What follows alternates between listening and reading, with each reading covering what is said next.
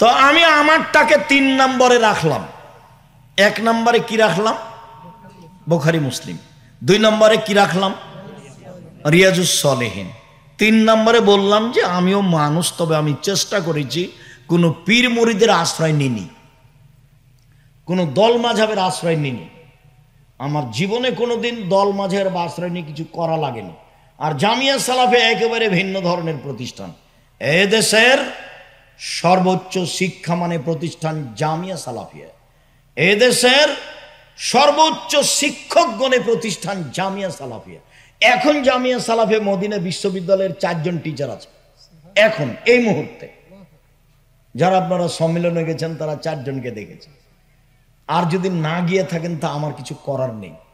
আমি আপনাকে ডেকেছিলাম খুব কষ্ট করে, বিজ্ঞাপন পোস্টার ছাপিয়ে আমি মিডিয়াতে এসে, আর কতভাবে যে আপনাকে আমি ডেকেছি বক্তব্যের শেষে বলে, তারপরেও আপনার জামিয়া সালাফিয়া ডাঙ্গিপাড়ায় যাওয়ার সুযোগ হয়নি। কেন হয়নি তা আমি বলতে পারছি না। সবার জন্য একটাই বিষয় ছিল রাসূল সাল্লাল্লাহু আলাইহি ওয়াসাল্লামের জীবনী। কেউ বদনাম নিয়ে মুখ খুলতে পাবে না কারো বিরুদ্ধে, মাযহাব নিয়ে কেউ মুখ খুলতে পাবে না। বাস নিজ নিজ বক্তব্য দিবে যেটা লিখে দিয়েছে। তো 4 জনকে আপনারা দেখেছেন নিজ চোখে। এটা হলো জামিয়া সালাফিয়া শিক্ষক মানে। আর ছাত্র শিক্ষক সংখ্যায় 300 জন, ছাত্র সংখ্যায় 5000। আর আয়তন যেটা রূপগঞ্জ নারায়ণগঞ্জ প্রায় এখন 100 বিঘা, যেটা রাজশাহী সেটা প্রায় 35 থেকে 40 বিঘা, যেটা এখন রাজশাহী তানোরে মেয়েদের জন্য সেটা 60-70 বিঘা। বিশাল প্রতিষ্ঠান। শিরক মুক্ত প্রতিষ্ঠান জামিয়া সালাফিয়া, বিদআত মুক্ত প্রতিষ্ঠান জামিয়া সালাফিয়া, দল মুক্ত প্রতিষ্ঠান জামিয়া সালাফিয়া, সংগঠন মুক্ত প্রতিষ্ঠান জামিয়া সালাফিয়া, হিংসা মুক্ত প্রতিষ্ঠান জামিয়া সালাফিয়া। কথা যখন জাতির সামনে বলি তখন শিরক, বেদাত, হিংসা, দল, সংগঠন সবকে খালি করে রেখেছি, মাথায় এগুলো কিছু নেই। একবারে খালি অবস্থায় আছে আপনার সামনে। যেটাই সহিহ হাদিস হবে সেটাই মেনে নিব। যদি ভুল হয়ে থাকে বলা, ভুল বুঝার সাথে সাথে এ করবো, কথা আমারটা বাদ দিব এবং সেটাই করে নেব, মেনে নেব। যাকে আপনাদের ভাষায় স্যালেন্ডার করলাম। খালি ধরা পড়লে আত্মমর্যাদার আমার 5 পয়সা দাম নেই। কথা রাসূল সাল্লাল্লাহু আলাইহি ওয়াসাল্লামের। পীর সাহেবের দাম নাই, বুজুর্গানের দিনের কোনো দাম নাই, হুজুরের কোনো দাম নেই। ইনারা যদি আল্লাহ আল্লাহ রাসূলের কথা অনুপাতে চলে থাকে তা আল্লাহ এদেরকে ভালো ফল দিবেন। আর যদি না চলে থাকেন তো ভালো ফল দিবেন। চলেন এইবার তাহলে 3টে বইয়ের নাম করে সালাত দেখায়। আল্লাহু আকবার বলে সালাত আরম্ভ করবেন। আল্লাহু আকবার বলার পরে সুন্দর করে ওযু করে নেবেন। ওযু করার পূর্বে বিসমিল্লাহ বলবেন। ওযু শেষে দোয়া পড়বেন। পেশাব পায়খানার কাজ থাকলে শেষ করে নেবেন। পেশাব পায়খানার কাজ কথা বলতেই চট করে একটা হাদিস কথা মনে পড়ল। আবু আইয়ুব আনসারী বলছেন যে এই আয়াতটা কোবাবাসীদের জন্য নাজেল হয়েছে। ফিহি রিজালুন ইউহিব্বুনা ইয়াতাতাহারু আল্লাহু ইউহিব্বুল মুতাহহিরিন। মুতাহহিরিন এই গ্রামে সেখানে কতগুলি লোক আছে তারা পবিত্রতাকে ভালোবাসে, আল্লাহ পবিত্রতা অর্জনকারীকে ভালোবাসেন। আয়াত যখন নাজিল হয়ে গেল তখন আল্লাহর নবী কোবার আনসারদের বললেন, ও কোবার আনসারবাসী, ইন্নাল্লাহ আসনা আলাইকুম ফি তুহুরিকুম ফামাত্তাহুরু। আল্লাহ তোমাদের পবিত্রতার প্রশংসা করছে গো। তোমাদের কি পবিত্রতা বলো তো? তোমরা কি পবিত্রতা অর্জন করো যে আল্লাহ তোমাদের প্রশংসা করছেন? ঘটনা কি একটু বলো তো। তখন তারা বলছে, আল্লাহ নবী শুনেন, 1 নাতাওয়াদ্দাউ লিসসালাতে, সালাতের জন্য পানি দিয়ে ওযু করি। 2 নাগতাসিলু লিল জানাবাত, ফরজ গোসল করি পানি দিয়ে। 3 নাস্তানজি বিল মায়ে, ইস্তেঞ্জা করি, পেশাব পায়খানার পরে পবিত্রতা অর্জন করি পানি দিয়ে। তখন আল্লাহ রাসূল বলছেন, হুয়া যাকা ফালাইকুমুহু, ঠিক ঠিক এটাই কথা। এই কারণে আল্লাহ তোমাদের প্রশংসা করছেন, এইটাকে ধরে রাখো। এক, পানি দিয়ে ওযু করি, মনে থাকবে না মনে হয়। দুই, ফরজ গোসল করি পানি দিয়ে। তিন, পেশাব পায়খানার পরে পবিত্রতা অর্জন করি পানি দিয়ে। তা আল্লাহ নবী বলে হ্যাঁ ঠিক এটাই।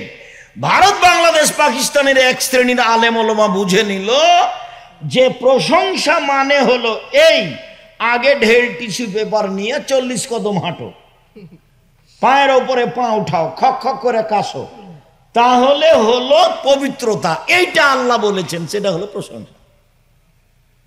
অথচ আল্লাহ রাসূল এই কথা বললেন না, তারা এই কথা বলল না। তা আপনি যদি 40 কদম হাঁটেন তারপরে মনে করেন যে পেশাব আর আসবে না, তো এখন আপনার পিছনে শয়তান লেগে গেছে, 40 কদম কেন, 40 ঘন্টা পরে যদি আপনি ঢের টিস্যু উপরে ফেলেন তো তাও মনে হবে যে পেশাব আসলো। কেন? এখন শয়তান আপনার পেশাবের রাস্তায় কাজ করছে, যে পেশাব যা, পেশাব যা, ওর মনে হোক, ওর মনে হোক যেন পেশাব যাচ্ছে। এটা হবেই, ওকে এত পাওয়ার দেওয়া আছে, সব পাওয়ার ও চেয়ে নিয়েছে। চেয়ে নিয়ে বলছে যে আদমের ছেলে মেয়ে জান্নাতে কিভাবে যায়, চাঁপাইনবাবগঞ্জের ভাষায় আমি ওদের দেখে ছেড়ে দেব। আল্লাহর সামনে বলছেন যে তোমার ইজ্জতের কসম, তোমার সম্মানের কসম, তোমার মর্যাদার কসম, আদমের ছেলেমেয়ের দেহে যতদিন শ্বাস থাকবে ততদিন তাকে আমি ভুল পথে নিয়ে যাব যাব যাব। টাকনোর নিচে প্যান্ট পরা আমি তাকে ভালো করে দেখাবই, ও দেখবে ভালো কাজ। দিন রাত মেয়ে মানুষকে দেখবে ল্যাংটা অবস্থায় মোবাইলে, ও বলবে যে এই যে ভালো কাজ। দিন রাত মহিলারা নগ্ন পোশাক পরে চলবে, ওর মাথায় কাপড় দেওয়াটা তার কাছে ভারী। যদি ওর মায়ের চাপে দেয়ও, বাড়ি থেকে বের হওয়ার পরে মাথা থেকে কাপড়টা নামিয়ে দিবে।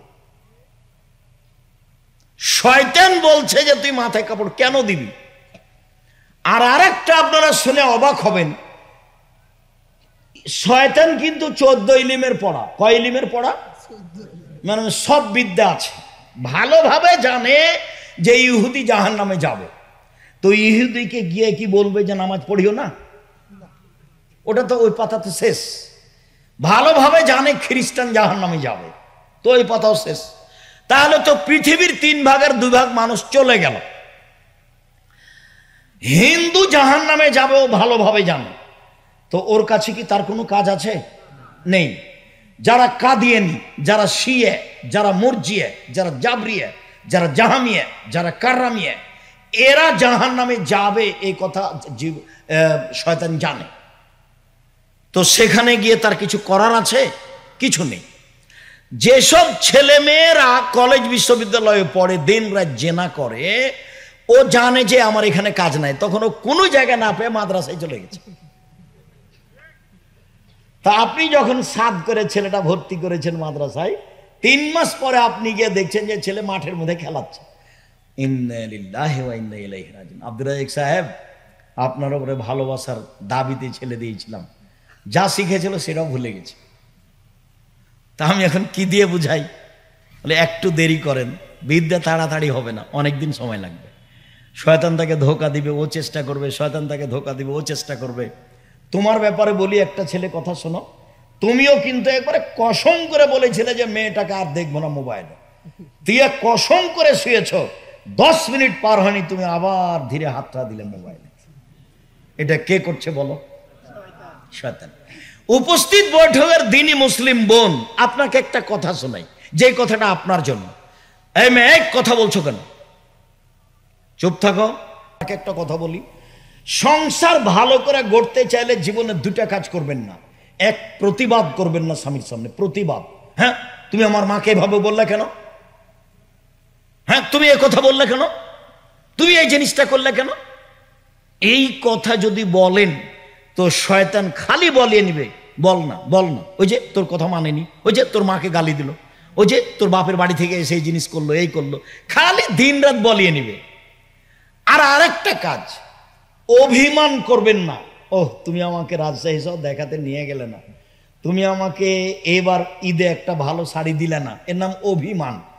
তো যদি করে থাকেন অভিমান, আর যদি আপনার স্বামী পূর্ণ করতে না পারে, তাহলে শয়তান সবসময় বলাবে, বল না, তোকে কিছুই দেয় না, বল না, তোর কোনো কথা শোনে না। দেখবেন যে আপনি বলছেনও তাই। তো যার পরে মেজাজ যখন খারাপ হয়ে গেছে, তখনও বলছে যে যা, তোকে কিছু দিব না, যা, তুই চলে যা, তোকে রাখবো না। তখন বলছে তুই তালাক দিয়ে দে, তুই তালাক দিয়ে তোর বাড়িতে থাকবো না, তুই তালাক দে না। তখন বলছে যা, তোকে 1 তালাক 2 তালাকে 100 তালাক দিলাম, যা। এবার শেষ, পাতা ছিঁড়ে গেছে। তো পাতা ছিঁড়ে গেছে, এখন বুদ্ধি।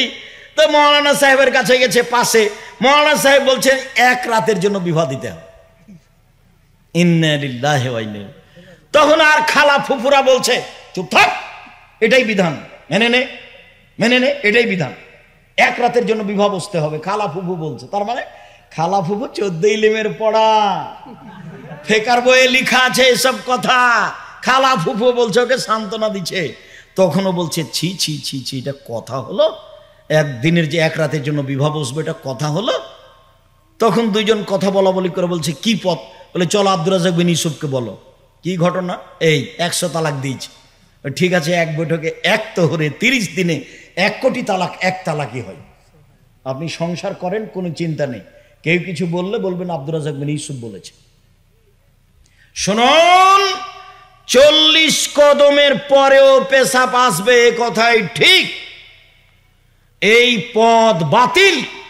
মেনে নিলাম যে আপনি 40 কদম হাঁটছেন, পায়ের ওপরে পা উঠাচ্ছেন, খক খক করে কাছেন, তো আপনার স্ত্রী কি করবে এখন? ওইও কি 40 কদম হাঁটবে? হাঁটতে বলেন না দেখি। তাহলে ওইও কি পায়ের ওপরে পা উঠাবে, খক খক করে কাশবে? ধর্ম পাগল হয়ে গেছে। धर्म राजशाही चापे रहो हवाई लड्डू दोनों हाथ में लड्डू है जो चाहे उसको खा ले जो चाहे उसको छोड़ दे बाउल हिसाब बातिल हिसाब पेशाब पायखानार परे पानी दिए पवित्रता अर्जन करते होबे एरपरे यदि मने हय पेशाब आसलो शयतानके बोलते होबे पेशाबे कापड़ भिजे जाक तुई सर आमि आर ओजु करब ना सर तुई सर सर तुई आमार कापड़ पेशाबे भिजे जाक ताते आसे जाने तुई सर आमि तोर कथा ग्रहण करब ना যদি পানি না থাকে তাহলে ঢেল টিস্যু পেপার তবু 40 কদম নয় পায়ের উপরে পা উঠানো নয় খক খক করে কাশা নয় পবিত্রতার বিধান এটা নয় আল্লাহর নবী বললেন কি করো বলো তো দেখি এক পানি দিয়ে ওযু করি দুই ফরজ গোসল পানি দিয়ে করি তিন পেশাব পায়খানার পরে পবিত্রতা অর্জন করি পানি দিয়ে এটা হলো হাদিস ভারত বাংলাদেশ পাকিস্তানের এক শ্রেণীর লোকেরা 3 নাম্বারটা এইভাবে বুঝলো কথা বুঝাতে পারিনি মনে থাকবে না যে 3 নাম্বারটা ওরা কিভাবে বুঝলো আল্লাহু আকবার কাঁধ সামনাসামনি হাত উঠাবেন আল্লাহু আকবার বলার পূর্বে কোনো কথা নেই আল্লাহু আকবার এত পাওয়ারফুল শব্দ যে বিসমিল্লাহ চলবে না